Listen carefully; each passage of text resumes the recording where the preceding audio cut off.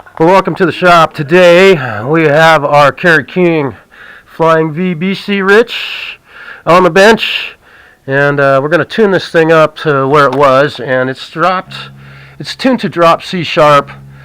Strings are a little flat right now. I pulled the locking nut off of this thing, so it's lost its tuning a little bit, but the whammy bar, the KERRY whammy bar, these things are awesome. I'm going to have to do a whole bunch of adjustments to this to get it set up correctly. We have a bent tone pot. If you can see when I turn this pot, you'll notice that it kind of wobbles a little bit.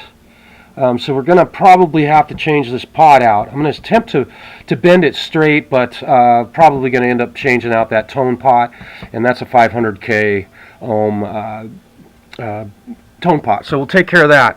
The guitar is very dirty. Try and get an idea of all the gunk that's on it, and we'll polish that up, make it look nice and pretty. The frets look really nice, not a ton of wear. Big fat jumbo frets for big fat chords and lightning fast action. So we're going to clean this fretboard, and I'm hoping that you can get an idea of how dirty that thing is right now. And we will hit it with some of this stuff and clean it off. It looks like an ebony fretboard. This might be rosewood, EMG. I don't know if they're KERRY King signatures or an 81, 85 or vice versa. So going to put some work into this thing today. Going to do some truss rod adjusting, reset the string action here at the 1st fret, reset the string action here at the 12th fret, and this stuff is just absolutely ugly high. It's probably twice as high as it needs to be. I'm hoping to be able to bring those strings down to about there with respect to the string action. So a lot of work to be done on this thing, and it's what I love to do.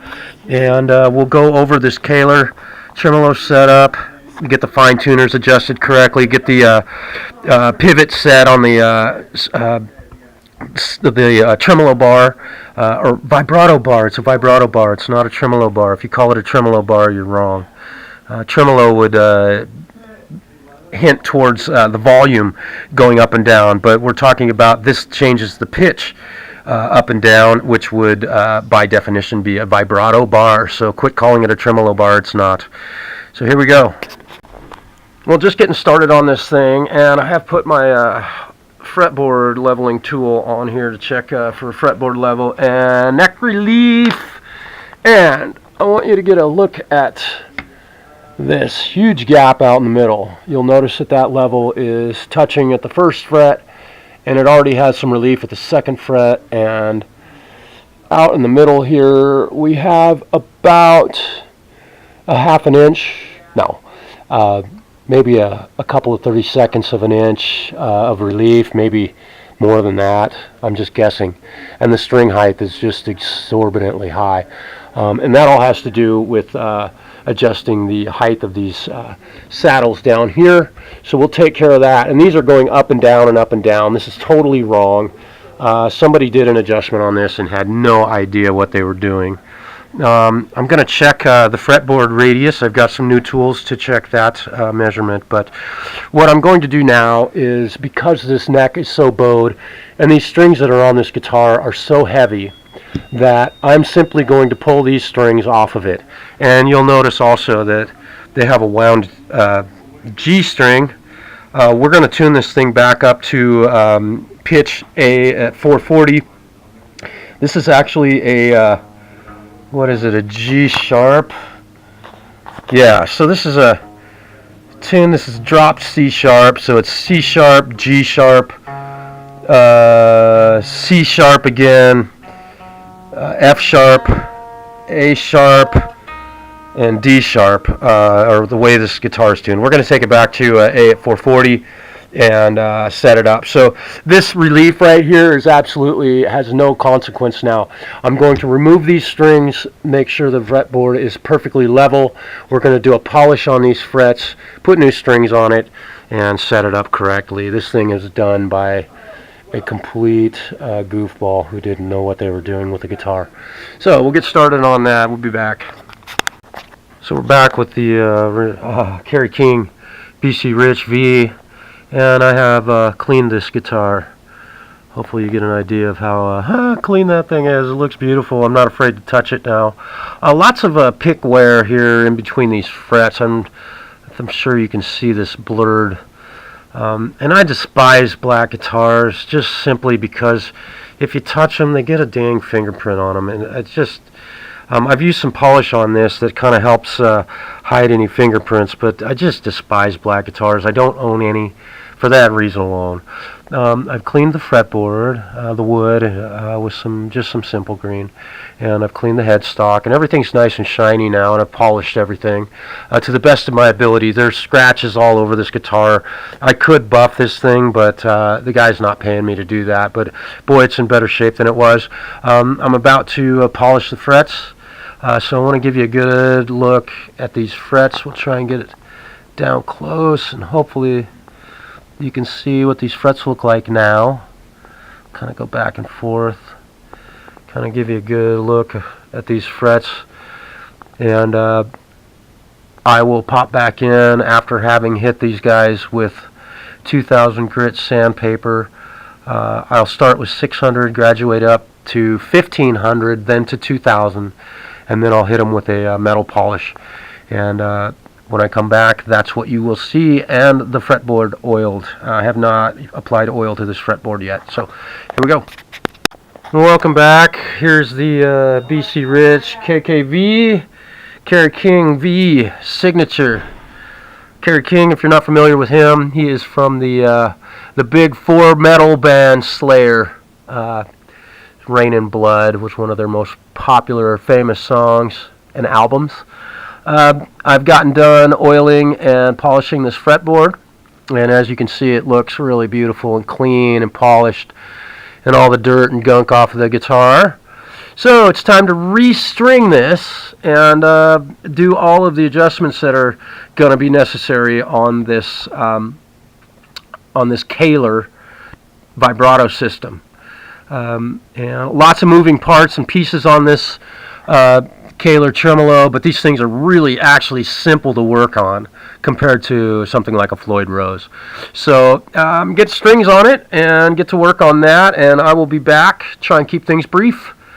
And let's take a look at these frets one more time and just see how shiny and clean those things are. This thing is just going to be awesome to play. I can't wait to get strings on it and play a few chords on this guy. Hang in there. Well, just before I get the strings on here, these are the strings that we're going to use on this guitar today. Ernie Ball, Stinky Cobalt, 11 to 48. We're going to go ahead and use 11s on this because the owner of the guitar may want to drop this down to a dropped C-sharp type tuning, and I don't want to put 10s or 9s on here and have them drop it down and have the strings become rubber bands. So we're going to go with a heavier gauge string. With the heavy gauge string, we're still going to tune it up to A at 440. And so the strings will be a little bit stiff for an electric guitar, but certainly not out of the range of normalcy, as it were. So some Ernie Ball Stinky Cobalts. I'm going to give these a try and see how he likes them. And welcome back to the Kerry King V. And we have new strings on this guy. And a couple details on this KERRY tremolo system. The string spacing on this, you'll notice these gaps in between the saddles here. These gaps in between each string, they allow you to set the string spacing to where you want. And given the size of the neck, the width, you can run these guys straight up and down, or you can squeeze them a little closer together and get all the strings a little closer if you'd like them. Or you can place these higher strings closer together or further apart. So it gives you some options with respect to your string spacing on here. I have them spaced evenly, and they are aligned with the guitar neck up to the nut. So we have an even spacing on these strings all the way down here to the saddle. One cool thing about this is with this KERRY tremolo, you have this adjustment Allen key here to adjust the tilt. If I tighten this Allen key, The bar will tilt up, so this part will come up a little bit and tilt the bar a little bit forward. If I loosen it, it will tilt back, which is a really nice option on this guitar, because you can tune this guitar and all the saddles and stuff stay exactly where they are. I haven't adjusted the string height yet, and this thing has been adjusted by someone that didn't know what they were doing, so it doesn't follow the radius of the neck at this point. So I'm going to go through right now and adjust my string height here at the 12th fret, and I'm going to do that to Gibson specs. This is a V, and the neck scale is a Gibson neck scale.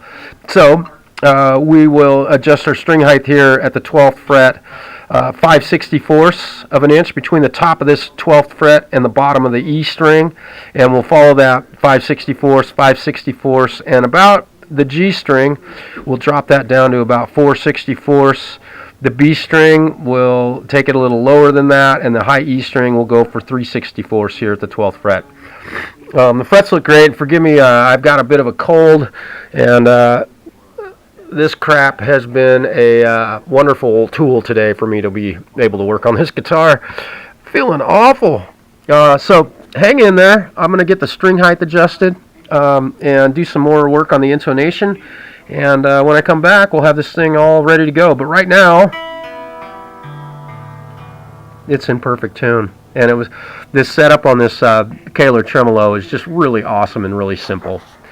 So I'll be back with the string height all set, and this thing's about ready to be played.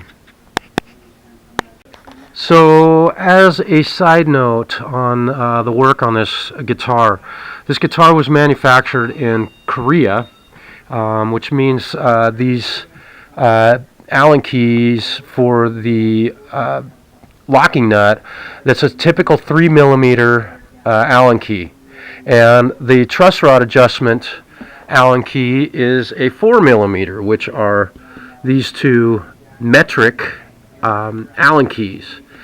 The KERRY tremolo system, as you can see right on the back end there, it says it's made in the USA, which means that all of the Allen keys adjustments on this are all standard. In order to do all of the adjustments on this guitar, it is necessary to have a set of metric 3mm and a 4mm Allen key, and these are all standard that go with the KERRY vibrato system. If I said tremolo system, forgive me. So you need to buy two sets of Allen keys in order to make all the adjustments that are required on this guitar. And again, I want to stress how important it is to incrementally turn this truss rod. If you're a guitar player, you own a guitar with a truss rod, once or twice a year, put a dang Allen key in here, and all you have to do is just move it back to where it started. Make sure that thing turns. That's all it takes, and it'll keep that truss rod lubed and working the way it's supposed to. So just as a bit of advice, and you should own all the tools that you need to make all the adjustments on these guitars. Bring it to a professional if you have any issues with it. But it's something that I would encourage every guitar player to learn to do, to make the truss rod adjustments to keep this neck with perfect relief. It'll keep the guitar playing well, and it'll always feel consistent. You can buy measuring devices to make sure it's perfect, and I haven't checked this neck for neck relief, but I'm guessing after doing the fret polish and having the neck perfectly level, that with these strings on it, it will come back to life and have the perfect relief that it needs. Well, string height set. If you reverse back to the beginning of this, you'll see how high the strings were and where they are now at the 12th fret. The intonation is perfect. At this point, we have all of the saddles adjusted for perfect string intonation.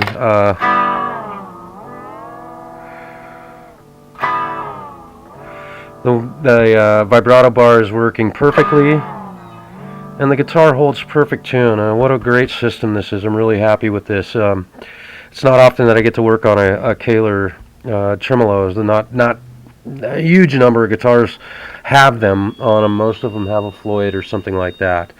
One other little note is this little nut right here locks the tremolo bar, so you can set it to not work and have a locked trem system.